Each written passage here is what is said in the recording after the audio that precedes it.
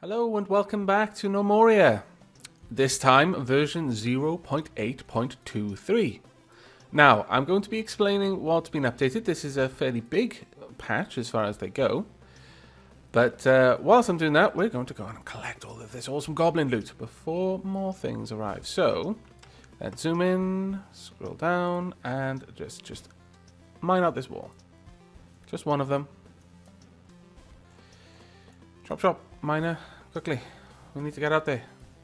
Now, while we've got that happening, and everyone's rushing out to gather the awesome goblin bits, we've got a few things. Firstly, they've added a filter to the butcher's shop. Now, I believe this is the butcher, so we'll quickly have a look at that. Now, the filter is for specific pastures, basically. We can have a look at corpses. As you notice now, these are unique. They're in their own list. Then there's the yak pasture, and we've got the alpaca pasture. So in the yak pasture, we could specifically butcher this male if we wanted to. And if we had like yak pasture 1, yak pasture 2, they would be individually listed. The butcher shop option as well to... Where is it? Let's have a look. Here we are. We can automatically butcher excess livestock. So in the case of these pastures, you'll notice that they've got a maximum males, maximums females. So once they, like, for example, if they were 7 females, 1 male, and the female had a calf, that calf wouldn't be able to fit, so he'd be excess. In this case, we can tell the Butcher's Workshop to automatically butcher these animals, because realistically, I'm going to be keeping a very close tab on my pastures, and I'll be managing the populations within the male and female populations to the most efficient sort of level. So for example, there probably will be 1 male, 7 females. So anything then, any additional females, calves, whether they're female or not, may as well be butchered. And the other one, automatically butcher corpses. So, you know, we've got corpses out there, we don't particularly care. The other thing is there's more space as well. So that's a little bit easier, because previously there was only 20 space, and that just did not work. Now, our dudes should be rushing out, gathering the corpses, the honey badgers, the goblins, the everything really. And that is great. Is there anything else out there? The moment our people seem content to stay within the fort, I know that there's nothing else out there for them to go collect, and I'll quickly fill that wall back in. Well, he's grabbed a hammer, but it looks like a sword, possibly. I noticed the monitor lizard bled to death in the last episode, right at the end, so they must have been wounded by some sort of bladed weapon.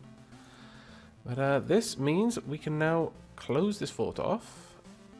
Excellent, because we don't like having it open. There we go. Hopefully someone goes and does that right away. Yes, they do. And immediately our soldiers are going off and gathering their tools. I wouldn't be surprised to see one of the other soldiers return here shortly with a new weapon. But as for the other updates, there's now a basic UI for the Tinkerer. Remember, previously it didn't really have a UI because it didn't need one. So we can now assign things to it. We can also suspend it, and it tells us the invention progress. That is very, very neat indeed.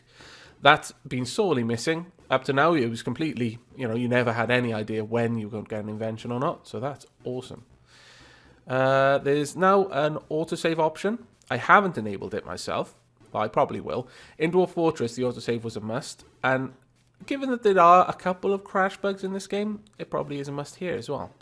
I'll be setting that up probably in the next episode off screen, just tweaking with it a little bit, and I might run a quick test for it just to see whether it lags the game or not, because sometimes Dwarf Fortresses does. Unfortunately, it does have a lot to save, so if you've got like seasonal autosaves, you may be waiting like 2 minutes at the start of each season for a large fort to save, and that wouldn't be as fun for a recording. I suppose I could cut it out actually, so we'll just see how it works. Now, hopefully these guys are starting to build our industry there as well. As I can see, they're green, which is a good sign. The other things that have been added, gnomes will now only show their thought bubbles for drinking and eating if they're actively trying to drink or eat, or they're dying of thirst or hunger. Whereas previously, the moment they were thirsty, they were like a little bubble above their head, so you couldn't really gauge whether they were actively trying to satisfy that desire, or whether they were literally dying from it, whether it was a critical level of desire. So that makes it a little bit easier now.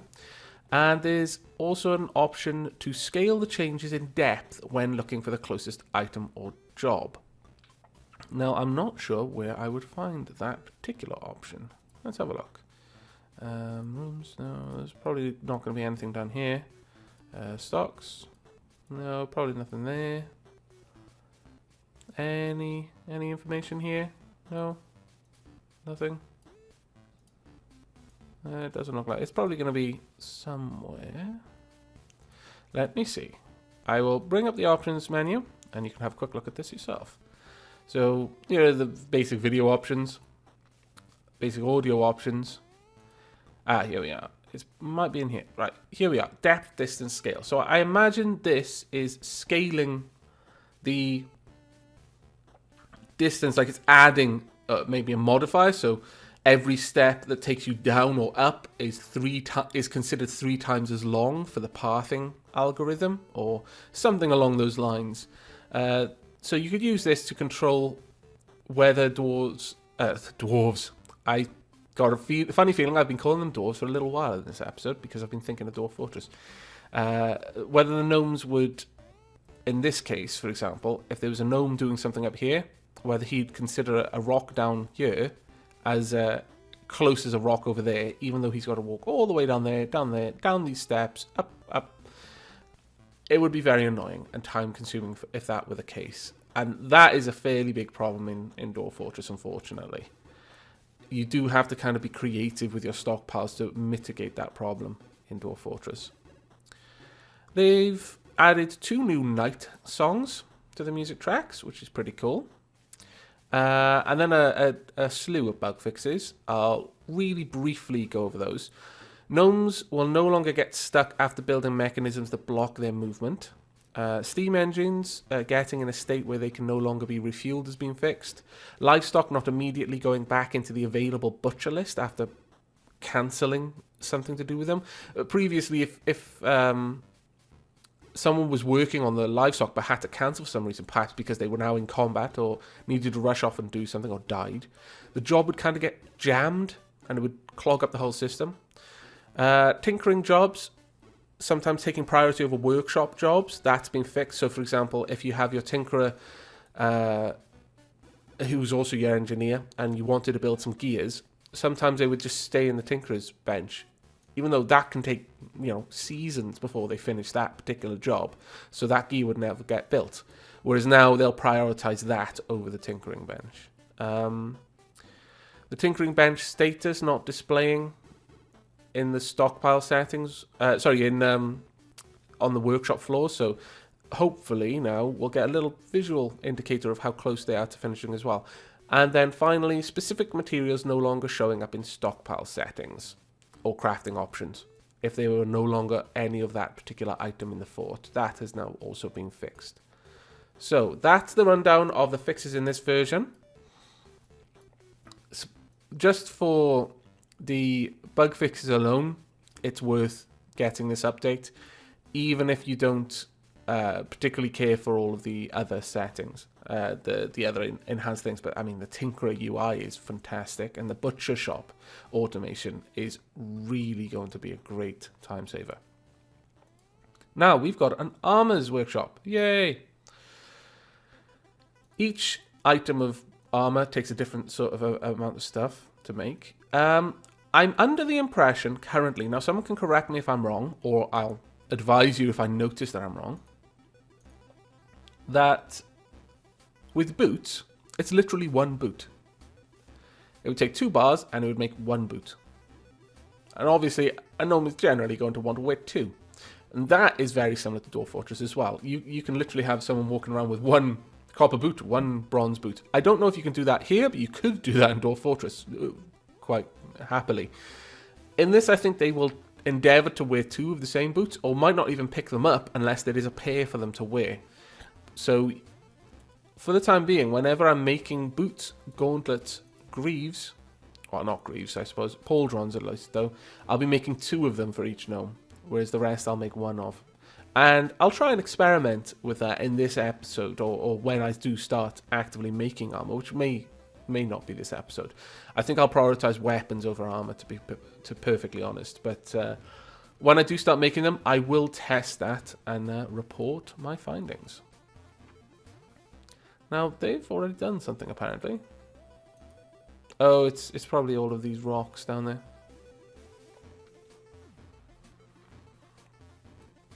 Now, until we have more bars, we're not going to be able to finish that, which is a shame. So we'll just leave them to do their thing for now. And I actually think we need some torches out here. So I'm going to go ahead and build just a couple of torches. We'll have one here, one over here, one down here. I mean, these are by no means efficient placements of these items. But they'll do the job. Put one there as well. And maybe one down by here. So that's 1, 2. Oh no, they've already started building them. That's excellent. But I imagine they're going to stop now because they're going to run out of pine. So we'll just build 1, 2, 3, 4. We'll build an extra 4. And hopefully that'll keep the gnomes happy in the night. I don't think that the light level really affects their happiness at all. But it's probably good to account for that and to help them with it. Now, whilst they're busy up there, I think we're going to expand the workshop area a little bit more down here. Now, another one that I would really desperately like to have done is, we'll make this a 9 by 7 again. Actually, let's expand it. Let's make it a 12 by 7. Because then you can have... Oh, no, we have gone one too many. We'll shave this off. There. Down there. Now what we're going to build here is a stone area. So stone cutters and that sort of thing. I think that would be quite useful. If we go to workshops, regarding stone, there are only 3. There's the stone cutter, the stone mason, who turns... who craft furniture and the like from blocks. You can't craft beds from stone. Much like Dwarf Fortress, you do need wood. There are certain things that only wood will work for. And in fact, Gnomoria is much more strict on this sort of thing than Dwarf Fortress is. I think beds are perhaps one of the very few items in the game where you need wood.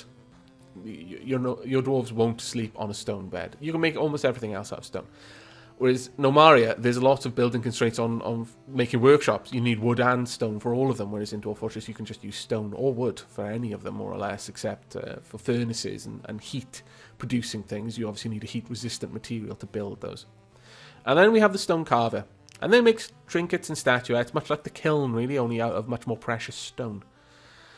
So we'll leave our miner to do the work there. Now, have we not got another miner? Because it says we do. Oh, Ivaspro is sleeping. So, this is breakfast item. Doing the mining. I didn't realize you were breakfast item. How are you doing, breakfast item? Let's have a good look at you. So, you joined us on the first day of spring, year 1. You're one of our founding members. And you're tired. Yes, yes. I can well imagine it. You are basically carving out this fortress by the sweat of your brow and the strength of your pick alone. And you're the only one doing it at the moment, which is more important. But you've got a mining skill of 38, which is awesome. I imagine that, much like in Dwarf Fortress, will affect how quickly they can mine. So, it looks like they're deciding to try and build this again. I can only hope that's because they've decided that they now have enough bars. But we will notice here, it's a bit hard to see, so I'm going to quickly cancel one of these jobs just so you can see a little bit better.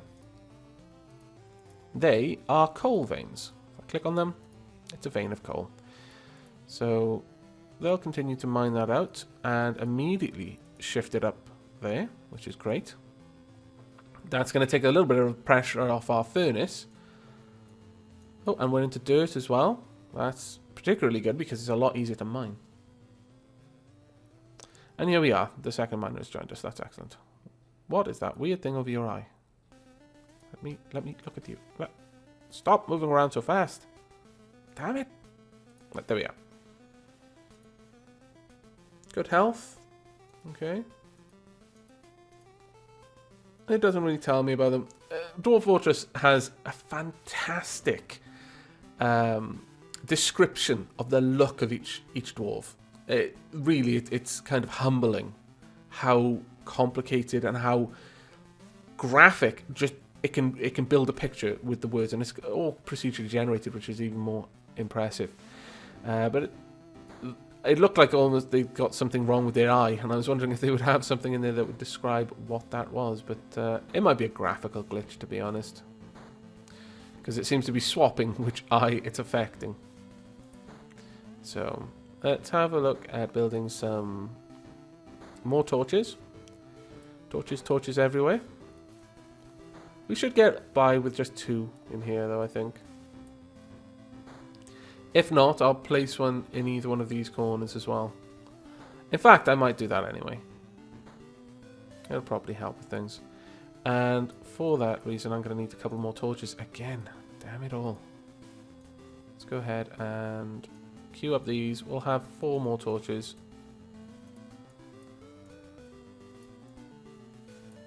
We're stocking up more bread, and looks like we're making some more sandwiches, which is excellent. But our food stocks are only at 97, and again, that is a little bit of a concern. I would want that to be a little bit higher. I mean, I only wanted it at 100, but I'm surprised that they're struggling to maintain what I want.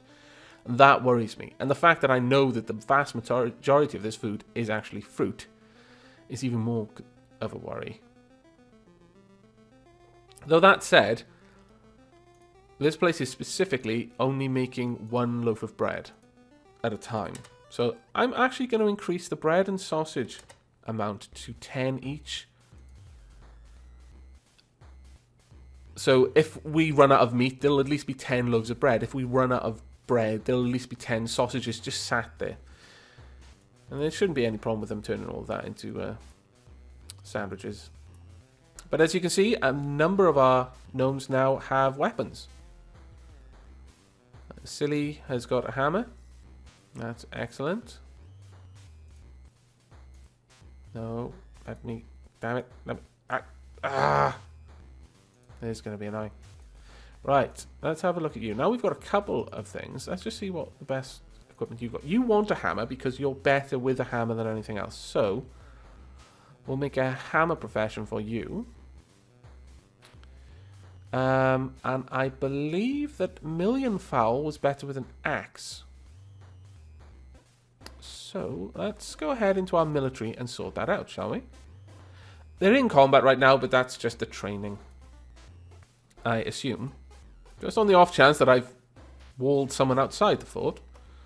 Let's just quickly have a quick sweep of the map. Make sure that no gnome has been left outside.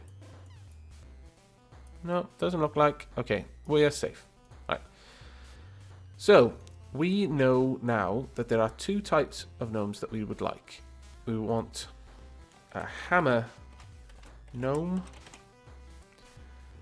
And, oh well, there's a lot more here now than there used to be. Oh, right, we can select... this will be quality, won't it?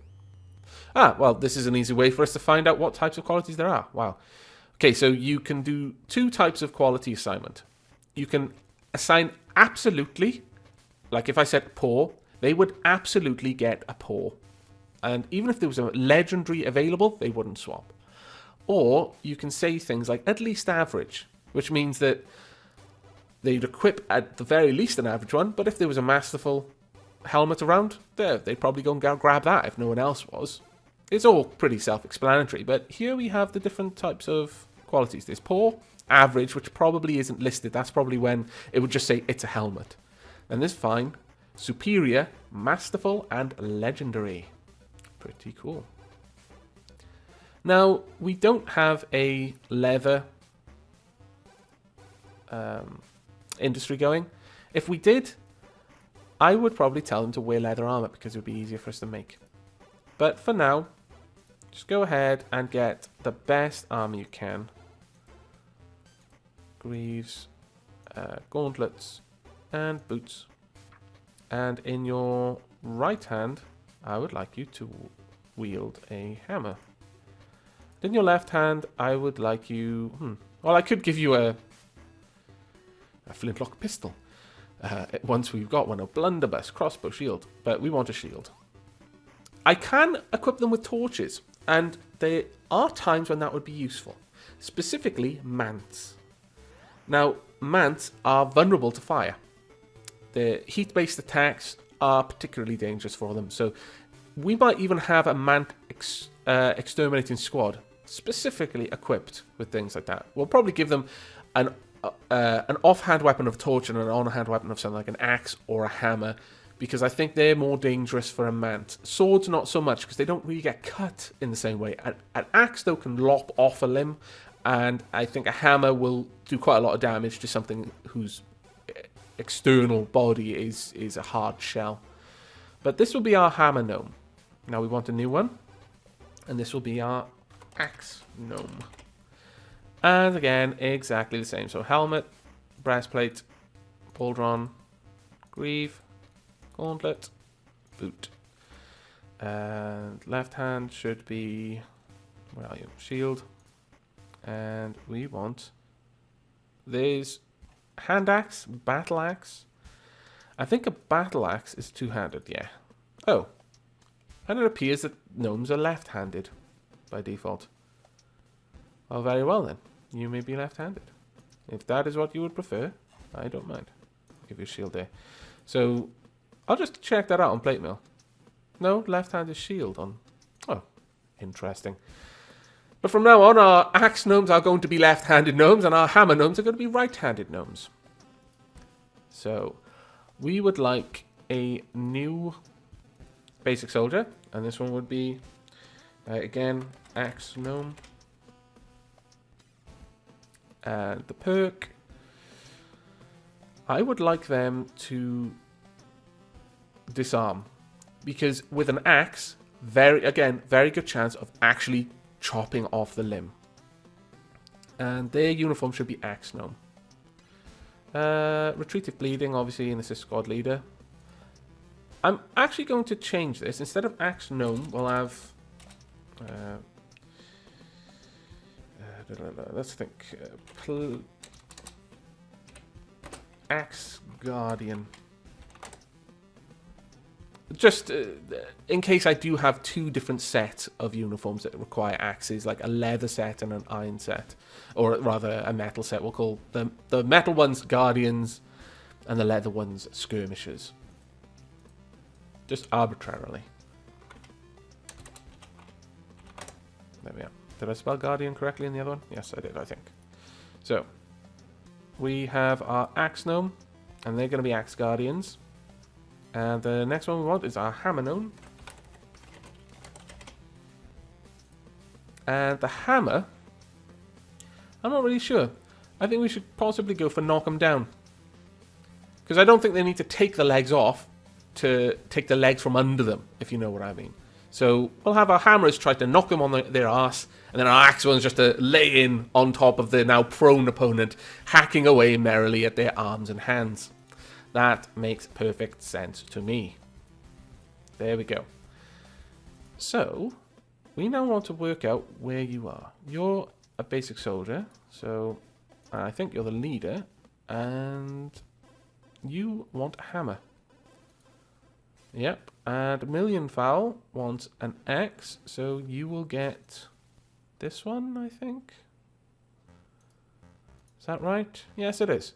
Excellent.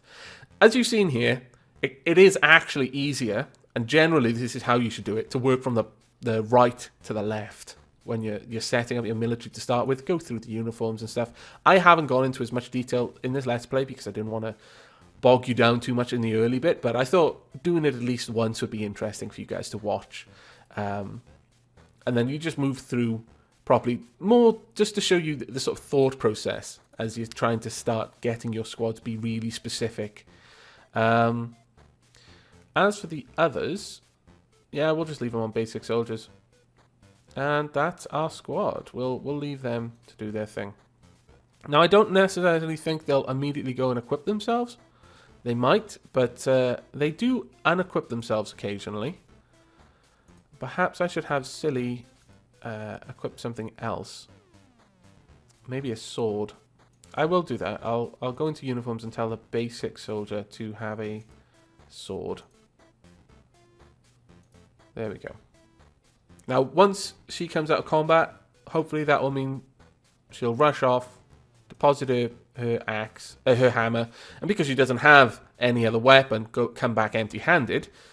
In that time, once the Texfer has finished whatever he's doing, if he's in combat, he'll notice that there's now a hammer available, rush off, grab that, deposit the sword, and then Silly will eventually notice that there's a sword. And it'll take a little bit of time for them to sort that all out, and I could expedite the process by specifically undesignating them as military and this and that, but I'm not going to go through that rigmarole. Not on screen anyway. Now, let's have a look. How are you doing down here? Ah, you finished. Excellent. Let's build the rest of these torches then. Furniture, no. Furniture and torch. Let's get that one placed there and that one over there. And now we want our stone workshops. So first and foremost, stone cutter. Let's rotate that around. And next we want a stonemason. And of course, finally then we want, where are you? A stone carver. There we are. Now we'll increase the speed again. I do keep forgetting to put that back up when I adjust it. Hopefully I can get my mind around that sooner or later and stop forgetting. Now we're going to designate another stockpile here, and you're going to see what I was talking about with the torches. Like, I could designate it all the way down here and it just wouldn't apply to these tiles where the workshops are going to be, but I'll just place it here. And this is going to be our stone goods stockpile. Now, we want this, again, a fairly high priority. We want this on 2. Well, the reason why I'm setting it to 2 instead of 1, the first reason is that I want it to take priority over our generic stockpiles, which are typically 5 or even 10 on the priority. But if I have a specific job somewhere where I absolutely want these things to go there, for example, what I was mentioning in the last episode, where you make a very small temporary stockpile to bring down the materials so you can build a workshop, I don't want this to be conflicting with it. If both of them were set on priority 1, then it would be effectively no difference from what was happening normally. So always try to leave yourself a little bit of a buffer if you can. And that will allow you to get everything out of the way properly. Now, furniture. One thing I miss from... Oh. I was going to say one thing I miss from Dwarf Fortress is the ability to specify what type of material you use. But it does look like I can be very specific. But I need these items there first. So, whereas I can't tell it to specifically store granite statues right now here, because I don't have any granite statues to store, perhaps in the future I can. That would actually be pretty cool. That's a little bit of a shame that I can't do that until I've got one item of that type, but it's not too bad. Dwarf Fortress does allow you... It's a double-edged sword, because in Dwarf Fortress, as I mentioned in the last episode, you can... you're given every available option, even if that option will never be possible on your particular map. Perhaps you just don't have black sand on your map, so there will never be a time when you can store a sack of black sand, or you don't have rose quartz or whatever. You'll still have to trawl your way through an enormous list of items when you're trying to set up specific stockpiles. Because even though you don't have it, and possibly will never have it in this particular fort, it's still going to list it there. So that is a bit of a pain. Whereas here, you've got the opposite. Even though I know I'm going to have stone statues at some point, I can't list them until I actually have built a stone statue, and that's a little bit annoying. Now, as before, we want stone blocks, and we want at least 20 of them at any one time. Though, now that we're down here, we'll double that to 40. So there we go. And now that that's built, we can go up here and cancel this job. Oh, not cancel job, sorry. Remove designation. No, it's not that either. Damn it. Deconstruct. I forgot. So there we are. Our birch grove is going quite well again. Starting to stockpile clippings now, which is quite nice.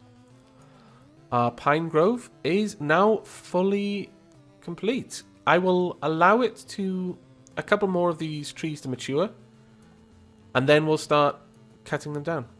That'll be excellent. And we're going to leave the apple orchard for now. We've got 125 food. That's actually awesome. Let's quickly have a look at that. What type of food do we have? What is our food mostly made of? Again, 105 of it is fruit, but now we have 10 loaves of bread and 10 sandwiches. 8 of which are goblin sandwiches. And if you ask me, that's awesome. 2 of which are honey badger sandwiches. The food of kings, I tell you. Honey badger sandwiches. Titans eat that sort of food. Colossi. God kings. Oh, we definitely need some boxes down here. So one of the last things we're going to do in this episode, before I tie it up, is build another 3x3 area for crates. I tend to only expand the storage as necessary, just to try and preserve our wood supplies. But we'll let them quickly do that. And whilst they're doing that, we're going to recap what we've done in this episode. We haven't really expanded our farms at all. There's no need. Our cotton farming has now completely expanded to use up the new space, but our wheat farm is still a couple of unplanted tiles there. Once they're finished with that, we'll probably expand out a little bit more to have some more strawberries. And in fact, because it's on the 12th day of summer and autumn is just around the corner, let's go ahead and do that now. We'll just expand out a little bit of an extra strawberry farm, and we'll make that a priority too. Yak and alpaca industry, yeah, they're pretty normal. We're starting to see now that we're getting spaces in our storage areas, and that's a good sign. There's a lot of stuff now starting to move indoors, and soon... Oh no, someone's fell asleep on the floor. Oh, damn it all. Oops, there's a goblin. So have a quick look around, because you guys never seem to appear when you're in one at a time. There's a dead honey badger. There's a goblin over here. He's bleeding. Yes, excellent. What equipment have you got? You've got nothing, but you're going to die on your own now, because that honey badger has done the work for us. Thank you, honey badger. You have sacrificed your life like a hero. We will make a legendary sandwich out of you. And then we've got this goblin. What are you wearing? You're completely healthy, but you're equipped with nothing. That's okay. Just unpause the game for a moment, see if there's anything moving around. There's you over there. You'll die on your own, so I don't need to really worry about that. But there's lots of people falling asleep on the floor, and we cannot have this. So I think it's time we expand out our dormitory. We're going to do that in the next episode. But for this one, we've more or less done everything we set out to do.